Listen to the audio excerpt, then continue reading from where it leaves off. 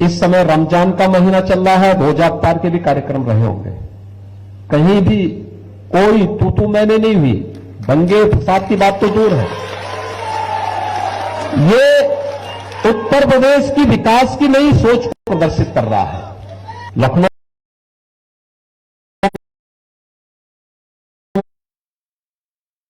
में सिया सुन्नी विवाद होता था, एक समय में भीषण दंगे होते थे, समस्या का समाधान कर दिया। आज दंगा नहीं है, वो अलग विषय, हमें कार्य करने का अवसर मिला। आज उत्तर प्रदेश से दंगे समाप्त हो गए हैं। लेकिन लखनऊ में जो तनाव था, उस तनाव को टंडन जी ने बड़ी सूझबूझ के साथ समाधान किया। देखिए, तनाव किसी समस्या का समाधान नहीं हो सकता, विवाद किसी समस्या का समाधान नहीं हो सकता। संवाद समस्या का समाधान होता है, एक सकारात्मक ऊर्जा का संचार करता है। हमें सकारात्मक सोच के साथ आगे बढ़ करके ही हम जीवन में एक नई उम्मीद के साथ आगे बढ़ सकते हैं, लोगों के जीवन में परिवर्तन ला सकते हैं, अनेक लोगों को एक नई राह दिखा सकते हैं। और नहीं तो दंगे होते थे।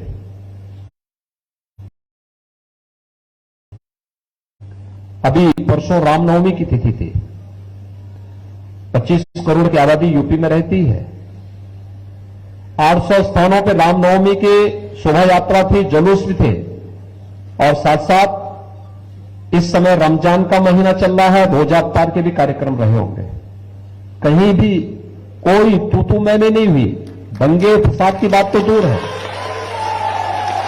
ये उत्तर प्रदेश की विकास की नई सोच को प्रदर्शित कर रहा है कि अब दंगा फसाद के लिए कोई जगह नहीं, अराजकता के लिए, गुंडागिर्दी के लिए, अफवाह के लिए कोई जगह नहीं है।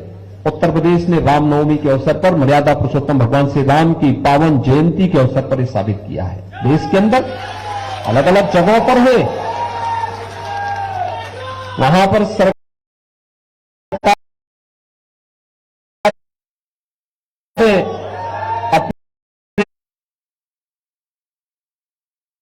रूप उपद्रवियों के खिलाफ कार्रवाई भी कर रही है और कठोरतापूर्वक कार्रवाई भी होनी चाहिए उपद्रवियों के प्रति।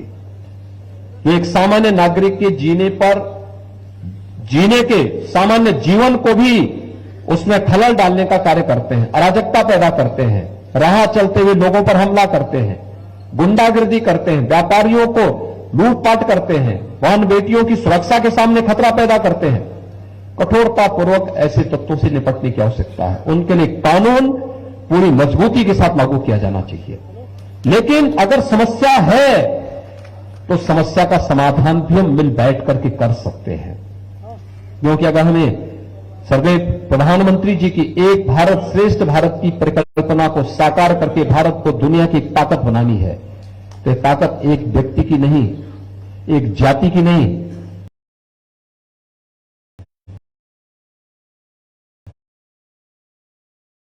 एक प्रदेश की नहीं, देश के 135 करोड़ लोगों की सामूहिक ताकत बननी चाहिए।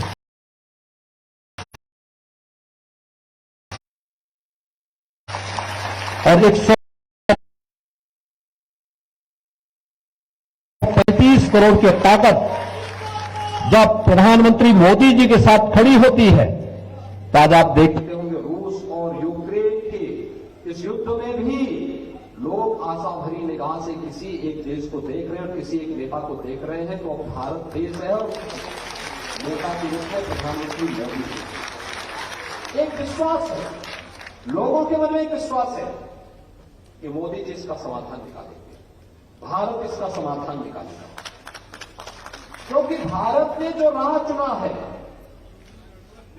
वह विश्व कल्याण के लिए चुना है, मानवता के कल्याण के लिए चुना है। सबका साथ, सबके विकास के पीछे का भाव भी यही है। सर्वे भवन्तु सुखिनः सर्वे सन्तु निरामया के पीछे का उद्देश्य भी यही है। और उन्हीं सब भावों पर विकार करते हुए जब हम लोग कार्य करते हैं तो जीवन में परिवर्तन का मार्ग हमें दिखाता है। और भाइयों बहनों, श्री लालजी टंडन जी का व्यक्तित्व इन सभी सकारात्मक राहों को आगे बढ़ाने का एक माध्यम था और यही कारण था। लखनऊ में बीजेपी के नेता थे, बीजेपी का हर कार्यकर्ताओं का गौरव की अनुभूति करता था। बाबूजी के नाम पर किसी की कहीं सुनवाई नहीं होती थी तो बाबूजी उसके लिए उपलब्ध थे। लेकिन केवल भारतीय जनता पार्टी ही नहीं, अन्य दल और अन्य समुदाय के लोग भी उनके पास जाते थे। हर व्यक्ति उनके पास जाता था, अपनी बात को वहां पर उनके माध्यम से एक समस्या का समाधान का मार्ग निकालने का प्रयास करता था। वह विश्वास का प्रतीक हम सब भी बन सके, ये हमारा प्रयास होना चाहिए। मैं धन्यवाद दूंगा आशुतोष टंडन जी को, जिन्होंने बाबूजी की इस स्मृति को जीवंत बनाए रखने के लिए इस फाउंडेशन की स्थापना की और फाउंडेशन के साथ लखनऊ की तमाम विभूतियों को जोड़ करके फिर फाउंडेशन अलग अलग क्षेत्र से जुड़े हुए लोगों को भी सम्मानित करने का कार्य कर रहा है। आज यहां पर ऐसी विभूतियों को और ऐसी संस्थाओं को सम्मानित करने का कार्य किया है। सचमुच स्वर्गीय बाबूजी की भावनाओं के अनुरूप एक सम्मान संस्था को दिया जा रहा है और इससे दोनों का सम्मान बढ़ेगा, संस्था का भी, टंडन जी की स्मृतियों को और जीवंत